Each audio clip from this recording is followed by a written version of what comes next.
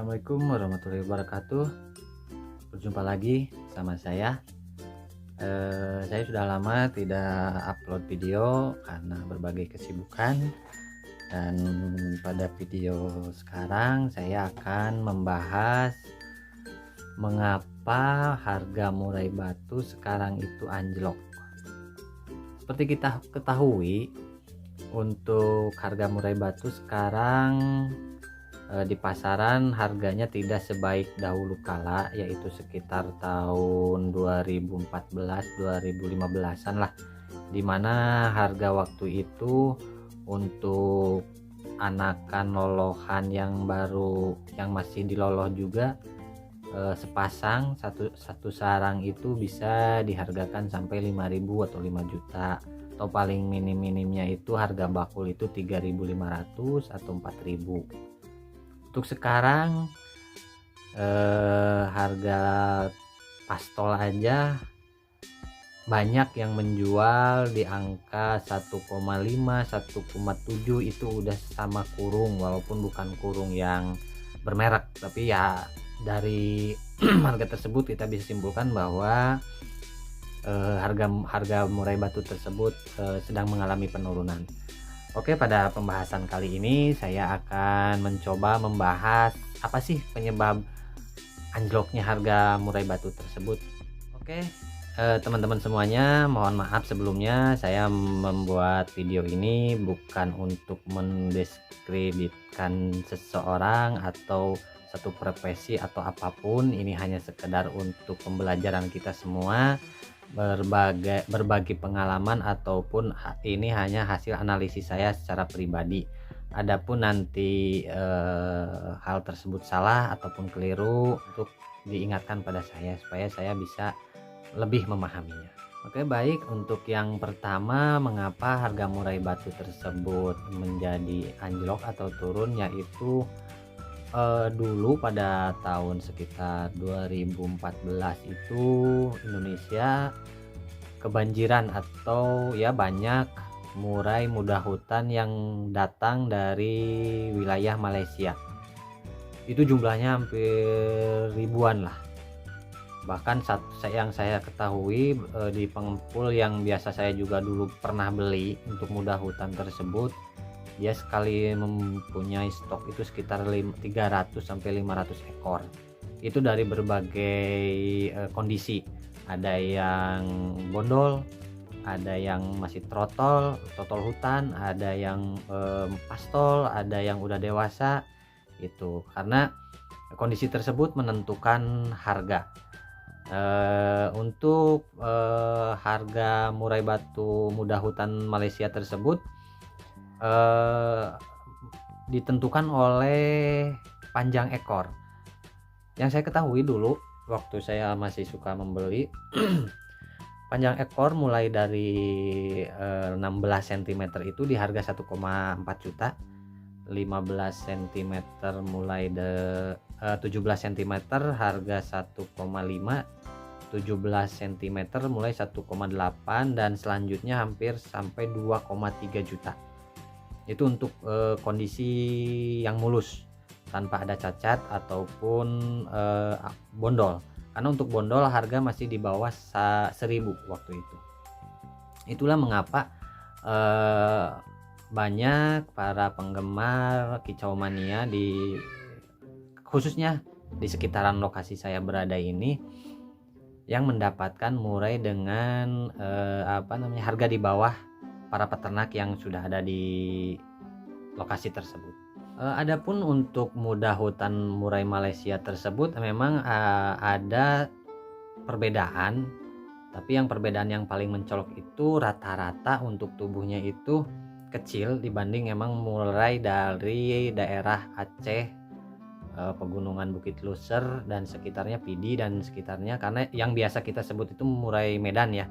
Untuk yang saya ketahui, kalau memang murai tersebut adalah murai yang lokal dari wilayah Aceh, itu harganya tidak mungkin kurang dari 5.000 untuk yang kondisi mulus atau udah dikondisikan.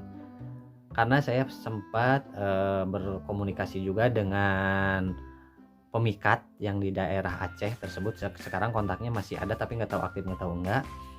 Saya tanya kepada beliau bahwa untuk mendapatkan murai batu tersebut diperoleh dengan dia itu bermalam di hutan belantara paling cepat itu 4 hari 3 malam. Itu pun belum tentu dapat, dan paling lama bisa 1 minggu ke atas, dengan keadaan hutan belantara yang banyak hewan buas dan segala rupa lah, tahu sendiri mungkin di hutan di Aceh itu.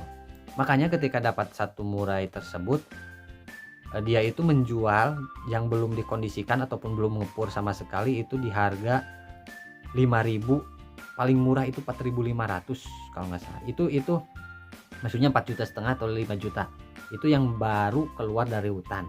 Paling 2 hari 3 hari katanya di rumah, belum ngepur, belum kondisi, masih gerabagan, belum dibuka kerodong, masih kondisi hutan lah gimana. Itu dengan harga segitu.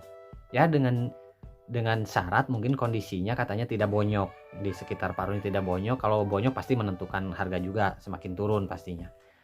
Makanya ketika banyak orang atau di postingan-postingan jual beli burung tersebut ada yang bilang murai batu Medan, ya saya juga agak bingung mau gimana, mau tanya itu dari ternakan siapa atau emang pikat dari mana. Ya pastinya akan merasa tersinggung juga si penjualnya, pasti itu mah. Soalnya sudah beberapa kali saya seperti itu mengalami dan si penjualnya malah marah sama saya. Oke, untuk selanjutnya dengan banjirnya murai batu Malaysia muda hutan tersebut secara langsung atau bisa dirasakan oleh kita semua, para peternak itu semakin banyak.